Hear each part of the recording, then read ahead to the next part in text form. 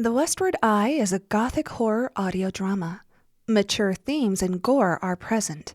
Listener discretion is advised. Episode-specific trigger warnings can be found in the description. Thank you.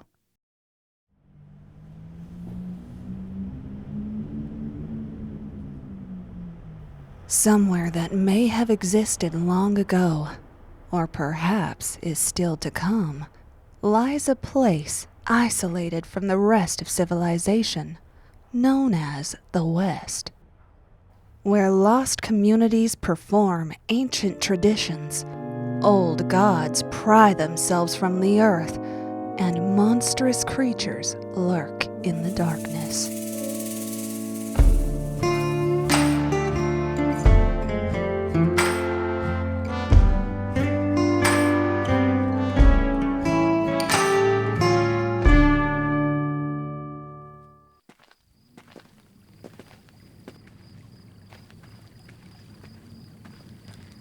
Did you hear her? She couldn't have gone far. Tobin, we've been wandering for almost half an hour. I think she's long gone by now. Well, we've made it this far. It sounds like she was just up behind the next bend. This is the third time you've said that. I really think it's true this time. If we make it past the next bend in the canyon and she's not there, then we can go back to camp, okay? Try again tomorrow. All right. Tobin kept a few paces ahead of Etta. The thrill of the chase seemed to grant him endless stamina as they wove their way deeper into the Arroyo. Etta struggled to match his stride and silently wished she had never agreed to this expedition in the first place. At the start of their trek, she braced for a threat at every corner. Yet, the longer they walked, the more Etta realized how calm everything was. The innate fear that had plagued her since the start of their journey melted to a sense of wonder. Etta craned her neck and marveled at the swirling colors of oranges, whites, and deep reds that spread along the canyon walls around them. Her gaze then slowly traced down to the dense thickets of desert flora that littered near the edge of the dried-up riverbed. As they walked, the tall saguaros cast shadows that danced across the red rock, mimicking the human form. Every few minutes, Tobin would freeze and turn, insisting that he'd seen a female figure shifting through the darkness. Etta saw no such form. Rather, she admired the beauty of the night, oftentimes pulling out her notebook to jot down her observations as they walked. She could have stayed there until the sun rose, but Tobin pushed forward, snapping her out of her fixations. It's oddly beautiful out here. It's nothing like what they said it was back home. I didn't know it was so full of life. Even the cacti seem so vibrant. And did you see the sunset? I know it's the same sun we saw every day on the other side of the wall, but here, somehow it all feels different. In such a wondrous way. What do you think the people back east will think of what we found? Honestly, I'm not sure. I wonder if what we document will create a desire for them to return here. Or for the borders to be opened up again. Oh, wouldn't that be something? I'm sure whatever we saw in the mines will deter them. Probably. But in some kind of way, wasn't it worth it? Must I remind you that we almost died? Tobin let out a knowing chuckle and stopped in his tracks for a moment, his eyes meeting hers. I know this may sound insane, but honestly, I've never felt more alive, Etta. I mean, we've hardly slept over the last 24 hours and I can barely feel it. Perhaps it's all the adrenaline? I don't know. I just feel like I belong here. Exploring, that is. Tobin turned to look upwards. The clouds from earlier had mostly breezed past to reveal the most marvelous sight, a western night sky. Against the deepest blacks, shades of sapphire and purple appeared like swipes of watercolor against a dark canvas. Gleaming out from within, the expanding color showed countless twinkling stars, They glowed like thousands of lightning bugs, somehow stuck to the incomprehensible void.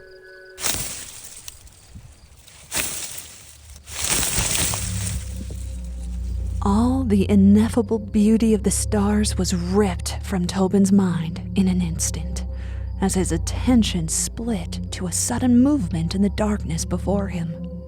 Whatever had shifted was large and remained concealed by the shadows of night. The form moved once more at an alarming speed. Its fitful scrambling sounded feral and inhuman. Show yourself! No amount of false confidence could have hidden the wavering of Tobin's voice as he called into the void.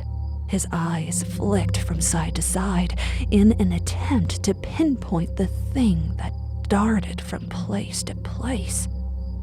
I just want to talk. The figure was behind him now. He spun around and barely missed sight of the shape before it ran behind a large cluster of cacti. Dirt kicked out from where it hid, and Tobin took a shaky breath, reaching for Sterling's pistol in his pocket with his free hand. It became clear to Tobin that whatever was out there was not the woman he sought, nor human at all. He shot a glance toward Etta, whose eyes kept fixed ahead, her face written with fear. In the split second Tobin spared, looking at his companion, the creature barreled just past him and into a shadowed space to their right. A scent of rot blew over the pair as it ran beside them. It smelled like death. The two choked up a cough and once again turned to face where the beast had stopped only a few feet in front of Tobin. Foreign, guttural noises emitted from the point in the darkness where it waited. Its sour pitch made his skin crawl. A pair of small, dark eyes caught light of the lamp Tobin held, its gaze fixed solely on him. The large mass shifted, its feet scraping against the earth as it seemed to ready itself to charge. Tobin raised Sterling's pistol in a shaky grasp and aimed it toward the beast until... Tobin! Without thinking, Tobin suddenly tilted his aim upwards and fired off a warning shot into the sky. The deafening blow echoed throughout the canyon, followed by a shrieking squeal from the creature that now scrambled toward them in alarm. Its furry body nearly collided with Tobin's while it ran past, sending him backward onto the ground. What was that? A pig? Close. Javelina. I think that's what they're called. They sat for a moment, the nerves of the encounter still buzzing in their skin. It wasn't until they looked at each other that they couldn't help but...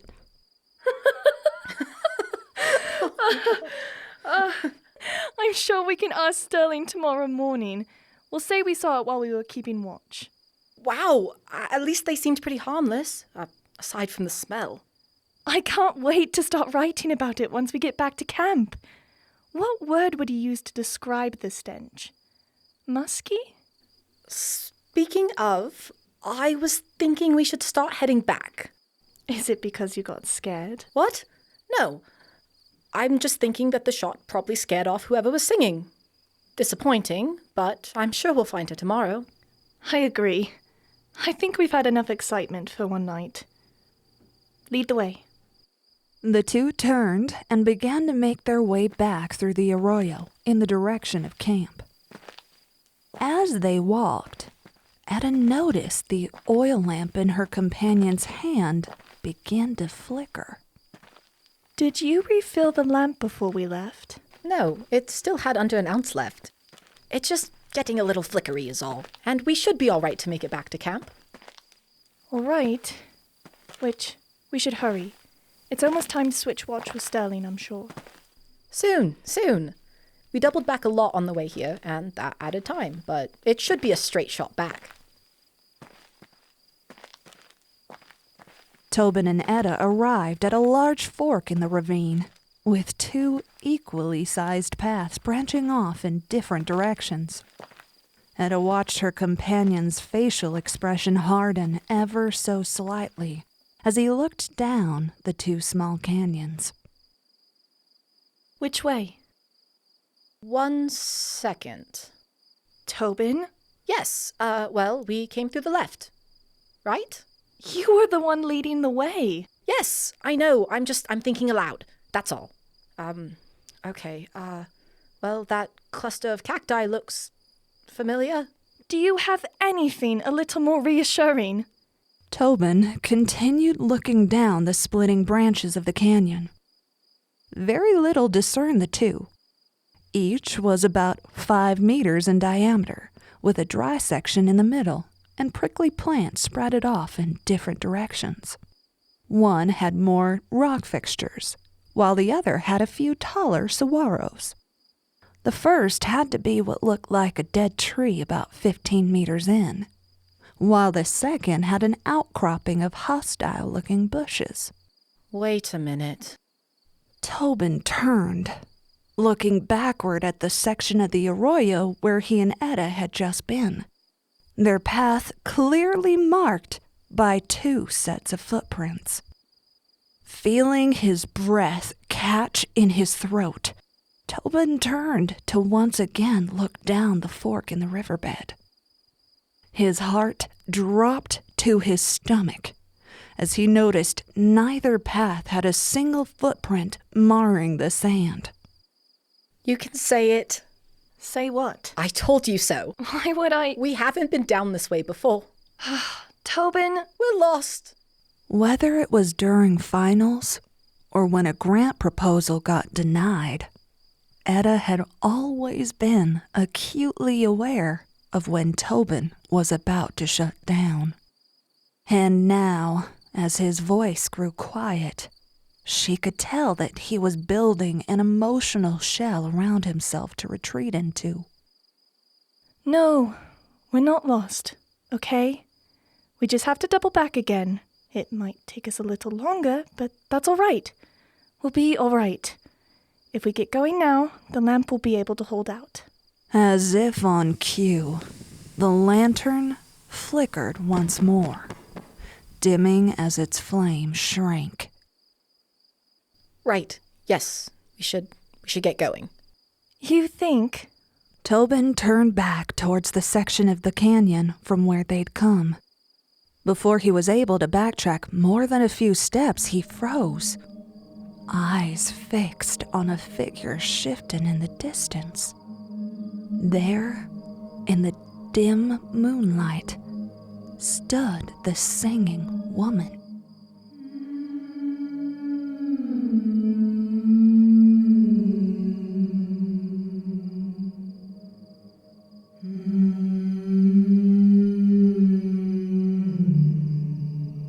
A white, flowing dress danced around her frame in the soft wind.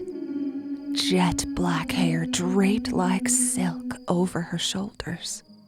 She was, in every sense of the word, mesmerizing. Tobin watched in awe, infatuated with her every subtle movement of her body and note of her song. The woman raised her hand and beckoned Tobin towards her. Tobin? Where did all this fog come from? It was as if the fog that now settled across the basin of the canyon had appeared from thin air, rolling in so thick it made it difficult to grasp their surroundings. Though somehow, the woman ahead shined like a beacon in its midst. She moved with such grace, gliding amongst clouds as she stepped backwards, deeper into the desert night. Instinctively, Tobin moved to follow her, unaware of the sudden fog that seeped into his every breath. I don't like this. We need to leave before the lantern burns out. Etta started to protest, but the moment the fog wafted up to her lips and filled her lungs with its floral vapor, she stopped. As quickly as her panic had set in, it was now gone, leaving her with an unusual sense of serenity. The dimming of the lantern no longer worried her, as the sweet taste of flowers and herbs filled her very soul. Etta looked up to see her companion making his way deeper into the mist, following the most beautiful figure Etta had ever seen. An odd sense of euphoria washed over her, and suddenly Etta wanted nothing more than to find the woman, to be with her. Without hesitation, she took a step forward, following her companion deeper into the darkness. We need to follow her. I've never wanted to do anything more. Tobin and Etta quickened their pace in an attempt not to lose the captivating figure that continued to retreat into the fog. Her movements, fluid like water flowing through their fingertips as she wove behind cacti and in and out of the lantern's glow. To Tobin and Etta's relief, every time the distance between them grew large enough for the fog to obscure her frame, she'd pause and wait for them to catch up. All the while, her song echoed around them. The air smells so sweet. It has to be her. I don't know how, but it just has to be. She's amazing and beautiful and amazing. You already said amazing, but you're right. Can you believe Sterling is missing out on this? That they want to miss out on meeting her? The lantern's flame flickered and dimmed once more. They probably just wanted to keep her a secret. I mean, wow. Have you ever seen someone so gorgeous? Tobin's gaze stayed fixed on the woman as she nearly floated down another turn in the canyon. Looking closer, he began to make out the soft features of her face. Her skin was the color of porcelain, and her lips a deep red. Tobin's breath caught as her amber eyes snuck a glance his way. Does it look like she's slowing down? I think so. Tobin grabbed Etta's hand and took off running ahead. The closer they got, the louder her singing became. Her song was enchanting. Every note resonated like the first laughter of a child. The rich taste of dark chocolates and the scent of 1,000 flowers in a summer field. It rang in his head, drowning out nearly everything else. Her ethereal form, nearly close enough to touch, took a sharp turn down yet another pathway and gained more and more distance from them. As they desperately chased the woman, time seemed to lose all meaning. The soreness of Tobin's feet and the exhaustion in Etta's bones had entirely dissipated. Tobin felt as though he were a child again, joyous and carefree. The lantern, after holding out for much longer than it should have, finally sputtered out, leaving faint moonlight to illuminate their way. In the thick fog, Tobin quickly lost sight of his path and barreled into a large cluster of cacti. Tobin collided with the plant, falling hard into their piercing needles. Etta skidded to a halt just before tripping herself. She grabbed a fistful of his jacket and yanked him from the mass of flora and quills. Are you all right? Yeah, it didn't even hurt. See? Tobin lifted his arms and gave a small spin, showing off his body to his companion. To Etta's surprise, Aside from a few tears in his clothes, he was perfectly intact. None of the spikes had even grazed his flesh. Etta reached up and touched his forearm in shock of what she was seeing. Oh, you're so lucky, Tobin. I know! It's the singing woman. Oh, I think she had something to do with it. Oh, she's like an angel. Tobin looked up to see the woman standing a few yards away, arms outstretched, beckoning towards them.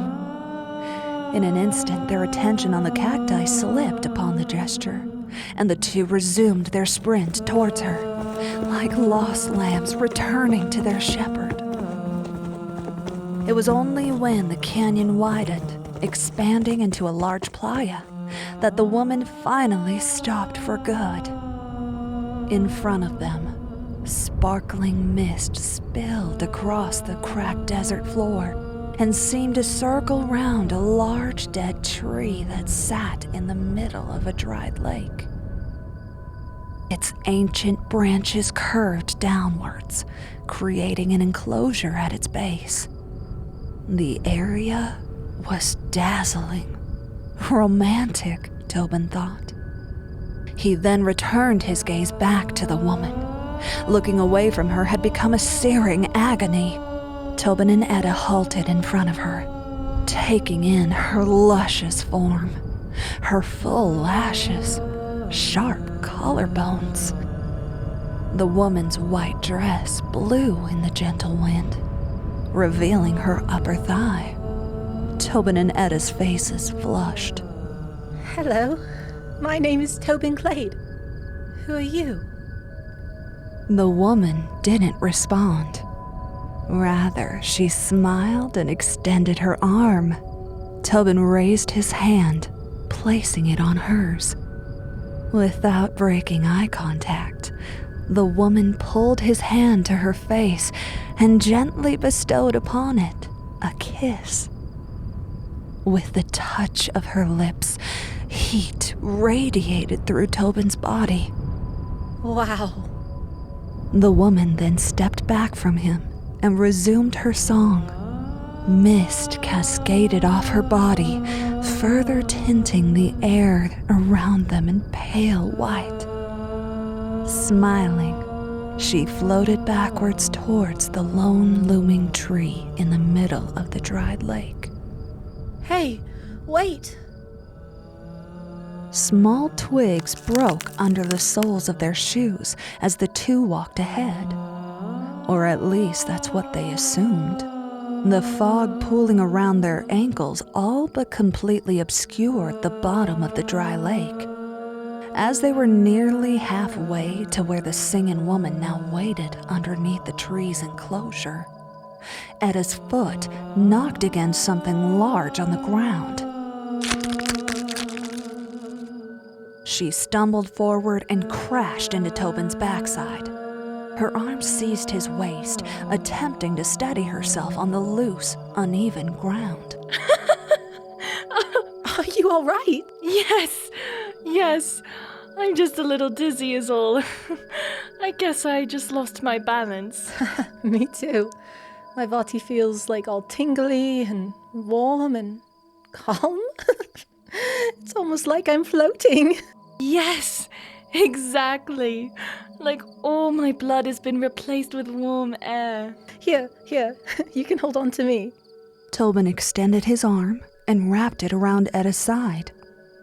Her arm, in response, draped it gently over his shoulder.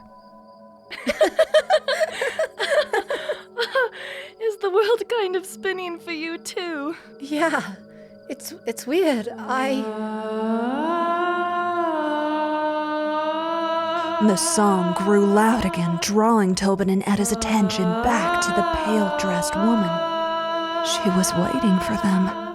The two held on to each other tightly, trying to stay upright as they stumbled across the uneven earth.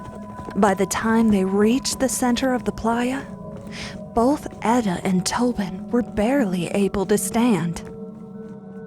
You're so beautiful. The woman smiled in response. her brilliant white teeth peeking out from full lips.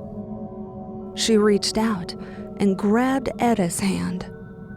Gently, the woman pulled it against her soft cheek, then kissed the top. Her red lips pressed colored smears, trailing from Etta's wrist and all the way up her exposed arm. Each peck had a certain wetness that made Etta's skin tremble.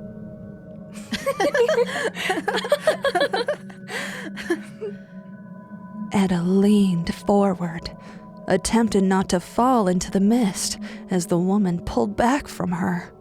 The world around Etta was spinning quickly, causing the butterflies in her stomach to swarm in an elated yet nauseous feeling.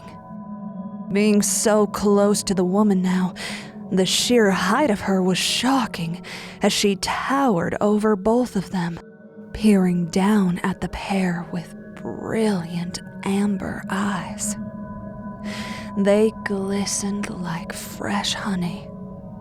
She was so beautiful, so captivating, that the two companions didn't even register movement from behind the tree's broad trunk. The woman's hand snatched both Etta's and Tobin's in an instant, her grip soft yet firm. Tobin used her hand to steady himself as she pulled them close. His head rested against her chest, and her sweet breath felt like a summer's breeze upon his face.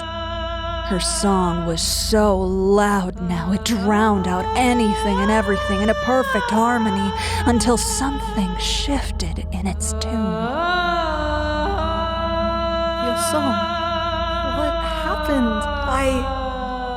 Despite the song's corruption, the overwhelming sense of comfort at the rise and fall of the woman's chest kept them at a state of ease. Her arms wrapped around each of their shoulders, cradling them in tight embrace. Far beyond the tree, a light darted through the mist in a haphazard dance, advancing towards them. A light that was virtually invisible to the entranced pair. The woman's face dipped down, hovering in the space between where Tobin and Etta pressed into her. So close. They wanted it, needed it, craved it with every fiber of their being until suddenly the woman bellowed in agony as a burst of fire hit into her backside, sending her forward and knocking Tobin and Etta to the ground. She doubled over, clawing at her back, trying to put out the flame. Behind her, torch in hand, stood Sterling. A red bandana covered the lower half of their face, their eyes ablaze. Darling, what are you doing? Stop! You're hurting her! The woman howled as she turned to face Sterling. Her charred hands reached upward in a feeble attempt to block the second blow of their torch. The flame collided with her chest, sending her reeling back in agony. Instinctively, Tobin and Etta crawled forward in an attempt to help her. Etta desperately reached out, only to feel Sterling's hand grasp her wrist. With a shocking amount of strength, Sterling snatched their companions and dragged them a few feet away from the writhing woman. Painful screams erupted from her lungs as bits of ash began floating up from her skin, disappearing into the night. Sterling, we have to help her. Please. She's hurt. What did you do? Sterling embraced the pair the same way the woman once had, holding them as the screams faded. Her body crumpled into a charred mass on the dry earth.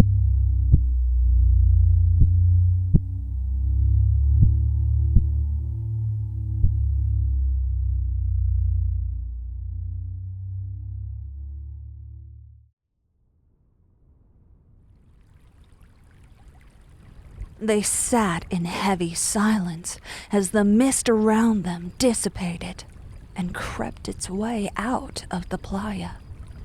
Sterling felt Tobin and Etta become less rigid, suddenly relaxing into their chest.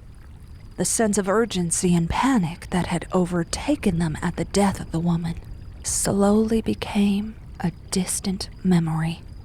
With a sigh of relief, Sterling pulled down their mask and looked at their companions. What happened? Are you all right? Oh, were you worried about us? Yes, of course I am. Sterling, that's so sweet. We love you too. I didn't say... You look horrible. Can you stand? We love you, Sterling. Tobin, thank you? Are you okay to walk back to camp? Of course. Why wouldn't we be, silly? Without warning, Etta shot to her feet.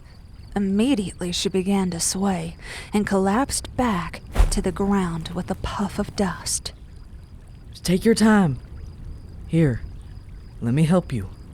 Sterling stood, extending their hands out to help their companions. The sun had barely begun to crack its way over the distant wall to the east. In its cold light, Sterling was able to see what the woman had done. Their companions were covered in scrapes and cuts. Tobin's clothes, specifically, had been nearly torn to shreds. Small cactus quills stuck out of most of his exposed flesh. Sterling was careful to avoid them as they pulled Tobin to his feet. It was only when their hands separated that Sterling felt the wetness of blood, sticky and thick, across their palm. The hand that Tobin had used to grab Sterling's was oozing. Its vibrant reds washed down his arm and onto the parched earth, where it was immediately absorbed. On the palm of his right hand, Sterling noted dozens of small, barbed teeth. Their hooked bodies dug deep into Tobin's flesh. The spiny and deformed roots reached upwards. Tobin noticed a look of concern flash across Sterling's face. What's wrong? Your hand. Are you all right? What? Oh, yeah. I fell into a cactus a while back. Etta and I were chasing a... What were we chasing? Pig. Yes! We saw a little pig thing, and it was stinky. There's no way these came from a cactus. Etta, do you remember anything else? The singing? The woman? It had a little snout and little hoofs, but no curly tail. No tail at all. Javelina? No, a pig. All right. What did you see after you saw the pig? Just you. Right now. Climbing her way up Sterling's body, Etta rose to her feet, pulling Sterling's attention towards her own wounds. While Tobin's hand looked gruesome, Etta's entire arm looked as though it had been caught in some kind of machine. Torn flesh spurted blood and pus, creating a stream of crimson down her side. Parts of her muscle lay exposed, covered with hundreds of tiny barbed teeth. Etta followed Sterling's gaze down to her arm. Whoa! Etta. It's so amazing! I've always wanted to see what living muscle looked like. I'm so happy for you. Look how extraordinary it is when I twist my arm like this. Etta lifted her hand and rotated her forearm. As her body shifted, the muscles turned and contorted, giving space for the barbed teeth to dig their way deeper into her flesh. Gross. No, it's not. It's science. Tobin's right. Etta, you need to take it easy, okay? But look at it. It's so...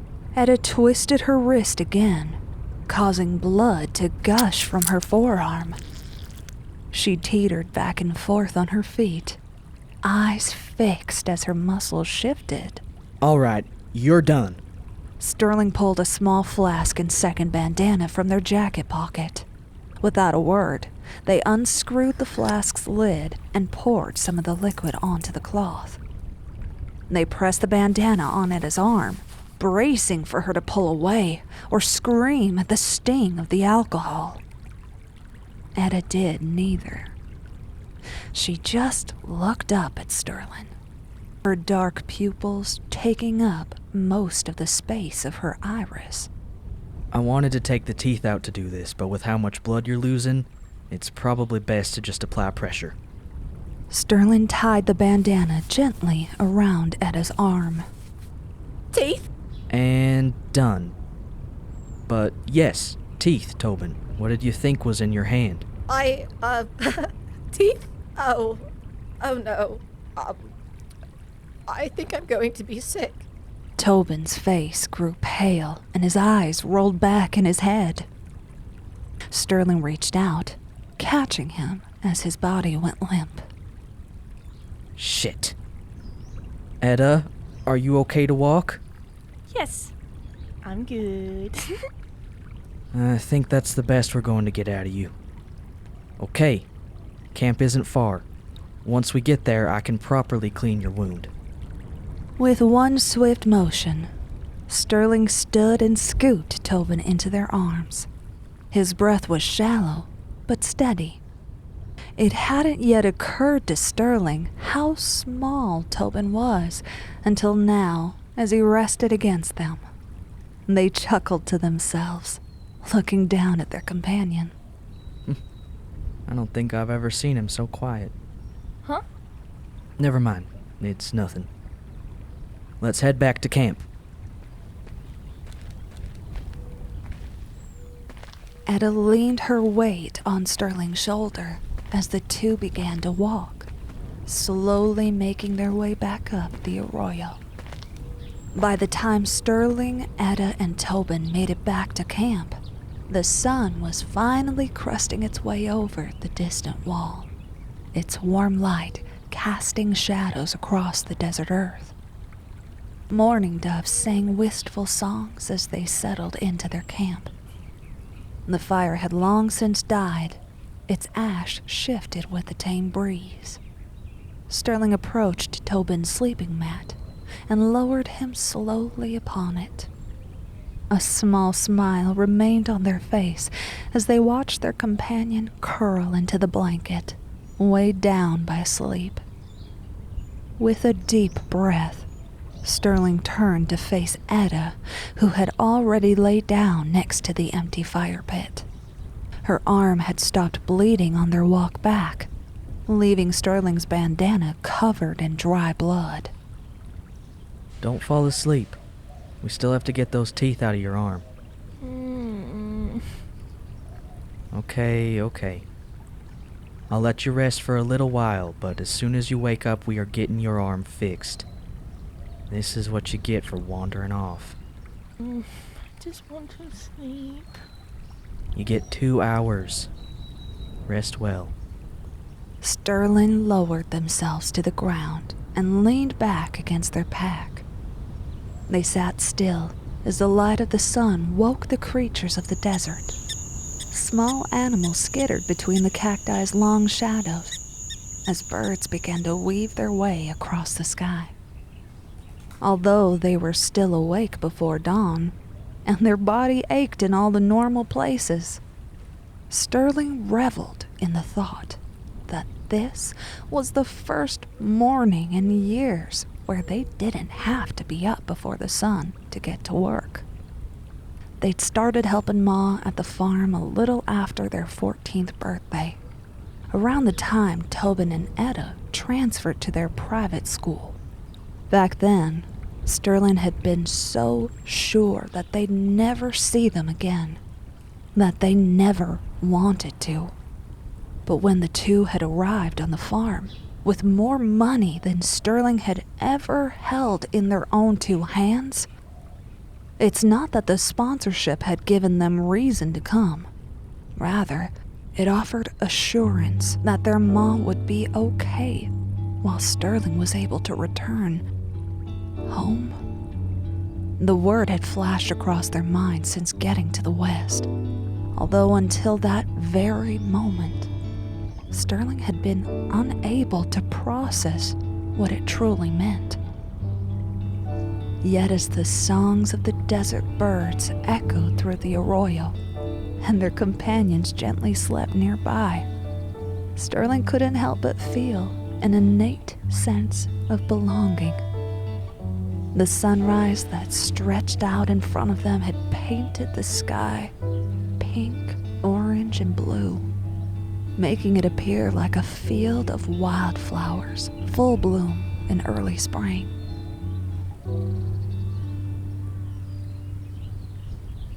Sterling sat, admiring its beauty, until a sharp whistle pulled them from their much-needed relaxation.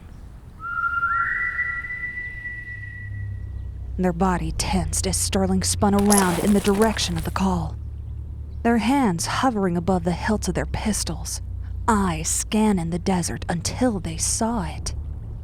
On the ridge of the Arroyo stood a figure, a person, staring directly at them.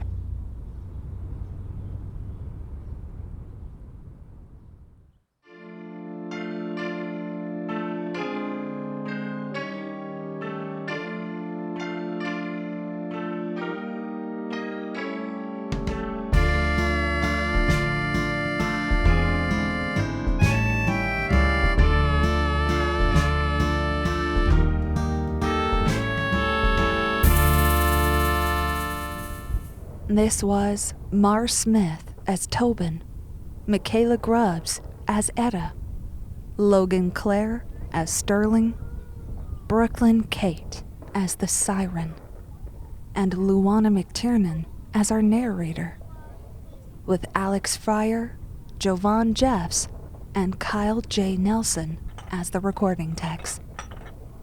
This episode was written and directed by Mar Smith and Mikayla Grubbs.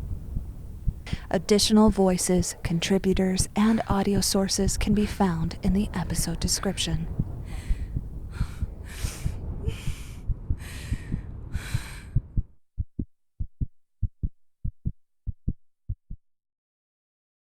This has been The Westward Eye. If you're a fan of what we're making here, please leave a review, share an episode with a loved one, and engage with our social media. You can find us on Instagram and TikTok at The Westward Eye. Thank you for listening.